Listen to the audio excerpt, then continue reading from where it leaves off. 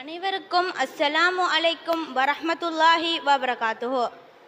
அஸ்ஸலாமு அலைக்கும் வரஹ்மத்துல்லாஹி வபரகாத்துஹு. சுகமா இருக்கீங்களா சுஹா? வலைக்கும் அஸ்ஸலாம் வரஹ்மத்துல்லாஹி வபரகாத்துஹு. அல்ஹம்துலில்லாஹ், நீங்க சுகமா இருக்கீங்களா?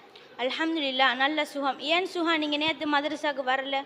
நாளைக்கு தம்பிட பர்த்டே, அதனால கடைக்கு போய் கேக், ட்ரெஸ், டெக்கரேஷன் ஐட்டம் வாங்குவதற்காக போகணும். அஸ்தக்ஃபிருல்லாஹ். ஏன் சஃபா திடீரென அஸ்தக்ஃபிருல்லாஹ் சொல்றீங்க? இஸ்லாத்தில் பிறந்தநாள் கொண்டாட்டம் என்று ஒன்று இல்லை. அது யூத கிறிஸ்தவர்களின் கலாச்சாரம் இல்லையா? போன கிழமை என்ற தங்கச்சிக்கும் பிறந்தநாள், நாங்கள் கொண்டாடலை. என்ன சஃபா சொல்றீங்க? நமது பிறந்தநாள் நினைச்சு சந்தோஷப்பட்டு கேக் வெட்டி கொண்டாடுறது தவறா? இன்று எல்லா பெற்றோர்களும் அதைத்தானே செய்கிறாங்க. சுஹா, நான் ஒரு உதாரணம் சொல்லையா? உங்கள்கிட்ட 1000 ரூபா காசு இருக்கு, அதை நீங்கள் பல மாசமாக பாதுகாத்துட்டு வாரீங்க. அதில் 100 ரூபா காணத்து போனால் நீங்கள் கவலைப்படுவீங்களா, சந்தோஷப்படுவீங்களா? கவலைப்படுவேன். அது மாதிரி தான் அல்லாஹ் நமக்கு தந்திருக்கிற ஆயுளில் ஒரு வயது குறைந்தால் நாம் கவலைப்படத்தானே வேணும். சந்தோஷப்படுவது எந்த வகையில் நியாயம்? அதானே, நீங்க சொல்றதும் சரிதான். நமது வயதில் ஒரு வயது கூடுது என்றால் நம் ஆயுள் குறைதென்று தானே அர்த்தம். சுஹா, நீங்கள் நாளைக்கு தம்பிக்காக கொண்டாட இருக்கும் பிறந்த நாளை கொண்டாடாதீங்க.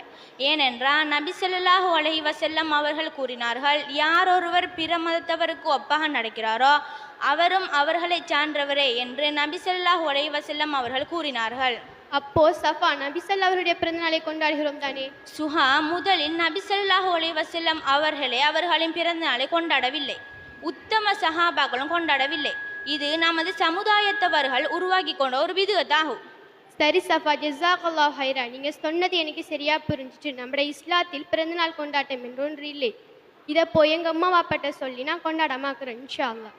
நன்றி, வசலாம். பராத்தா, நாளைக்கு எனக்கு பர்த்டே இல்லையா?